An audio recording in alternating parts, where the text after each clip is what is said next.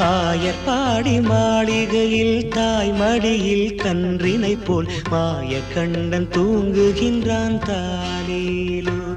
அவன் வாய் நிறைய மண்ணை உண்டு மண்டலத்தை காட்டிய பின் ஓய்வெடுத்து தூங்குகின்றான் ஆராரோ.